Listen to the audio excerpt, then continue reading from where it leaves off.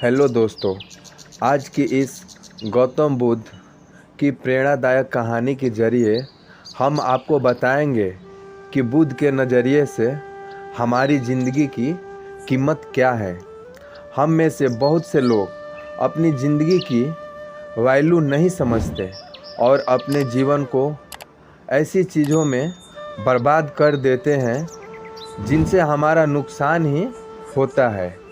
कुछ लोग अपनी ज़िंदगी शराब के पीछे बर्बाद कर देते हैं, तो कुछ लड़कियों के चक्कर में और कुछ अपनी सारी ज़िंदगी पैसा करने में ही बर्बाद कर देते हैं। आज की इस बुद्ध की कहानी के ज़रिए आप जानेंगे कि हमारी ज़िंदगी की कितनी कीमत है और हमें अपनी इस कीमती ज़िंदगी को किस तरह जीना चाहिए। एक बार की बात है, गौतम बुद्ध अपने शिष्यों को ज़िंदगी से जुड़ी अच्छी बुरी चीज़ों का ज्ञान दे रहे थे। सभी शिष्य उनकी बातों को बहुत ध्यान से सुन रहे थे। उन सभी में एक शिष्य ऐसा था कि जिसे प्रश्न पूछने की बहुत आदत थी। वो उठकर गौतम बुद्ध के पास गया और उसने बोला, आप हमें ज़िंदगी के बारे में जो कुछ सिखा रहे हैं उस सब का क्या फ़ायदा, क्योंकि हम में से बहुत से बच्चों को ये भी नहीं पता कि हमारे जीवन का मूल्य क्या है और ये जीवन हमारे लिए कितना कीमती है। पहले आप हमें ये बताइए कि इस जीवन का मूल्य क्या है। अपने शिष्य की बात सुनकर गौतम बुद्ध अपने कक्ष में गए और एक चमकता हुआ पत्थर का टुकड़ा लेकर आए। वो टुकड़ा उन्होंने अपने शिष्य को दिया और बोले, मैं तुम्हें इस जीवन का मूल्य तब तक नहीं बताऊंगा जब तक तुम इस पत्थर का सही मूल्य पता लगाकर नहीं आओगे। साथ ही ये ध्यान रखना कि तुम्हें ये पत्थर का टुकड़ा किसी को बेचना नहीं है। गौतम बुद्ध की बात मानकर वो शिष्य बाजार की तरफ चला गया।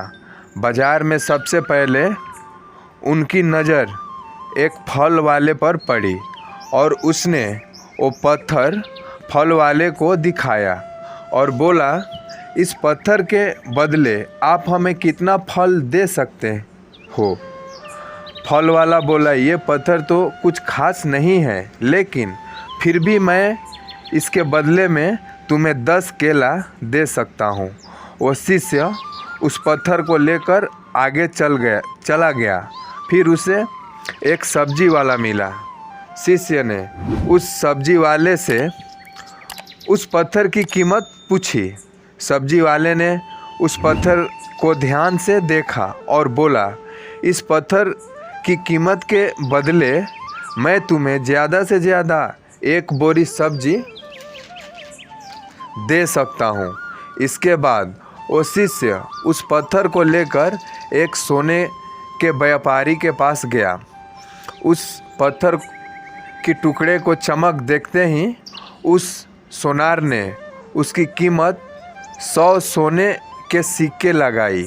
शिष्य ने वो टुकड़ा बेचने से मना किया तो वो सोनार उसके बदले 200 सोने के सिक्का देने को राजी हो गया, लेकिन शिष्य ने वो पत्थर नहीं बेचा। इसके बाद वो शिष्य हीरे के व्यापारी के पास गया और उनके सामने उसने वो पत्थर के टुकड़े को रख दिया। उस पत्थर को देखते ही हीरे के व्यापारी ने एक साफ कपड़ा बिछाया और उस पत्थर को उसके ऊपर रखा। फिर उसकी परिक्रमा की और हाथ जोड़कर उस पत्थर को कपड़ा में लपेटते हुए वो बोला, तुम जिसे मामूली पत्थर समझकर उसकी कीमत पूछ रहे हो, असल में ये एक बेशकीमती रूबी है। ऐसा रूबी हर किसी को नहीं मिलता। मैं अगर अपना सब कुछ बेच भी दूं तब भी इसका कीमत नहीं चुका सकता। उस व्यापारी की बात सुनकर वो शिष्य हैरान हो गया। वो दौड़ा दौड़ा सीधा बुद्ध के पास गया और उन्हें उसने जो कुछ भी बाजार में हुआ वो सब बताया। उसकी अचरज भरी बात सुनकर गौतम बुद्ध बोले, तुम्हारे सवालों का जवाब इस रूबी की कीमत में ही छिपा है। हमारा जीवन भी एक रूबी है। रूबी की तरह यह भी बेशकीमती है, लेकिन हम इस बात को हमेशा नज़रअंदाज करते हैं और अपने जीवन का मूल्य नहीं समझते। हम दूसरों को देखकर और उनके जैसा जीवन जीने के कोशिश में अपने जीवन की कीमत को कम कर देते हैं। हम ये सोचते हैं कि हमारी ज़िंदगी की कीमत वही है जो दूसरे हमें बताते हैं, लेकिन ये बात हमेशा ध्यान रखना कि सामने वाला अपनी हैसियत, बुद्धि और अपनी समझ के हिसाब से तुम्हारी कीमत लगाता है। हमेशा याद रखें कि दिखावा करना ज़रूरी नहीं है। प्यार दोबारा मिल सकता है, पैसा फिर कमा सकते हैं, लेकिन ज़िंदगी को फिर से पाया नहीं जा सकता। कभी ये ना सोचना कि आप इस दुनिया में किसी काम के नहीं हैं। ना कभी ये सोचना कि आपकी ज़िंदगी व्यर्थ है। आपके होने या ना होने से कुछ फर्क नहीं पड़ता। जब भी ऐसे निगेटिव विचार आपके मन में आए तो खुद को बस ये याद दिलाएं कि जीवन एक रूबी है और ये बेशकीमती है। दोस्तों, ये कहानी से आप लोगों को क्या सीखने को मिला, प्लीज़ हमें कमेंट बॉक्स में बताइए।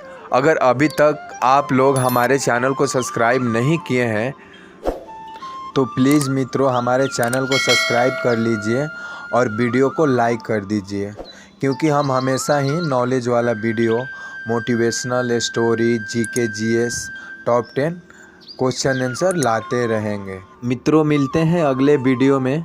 तब तक के लिए जय हिंद, जय भारत।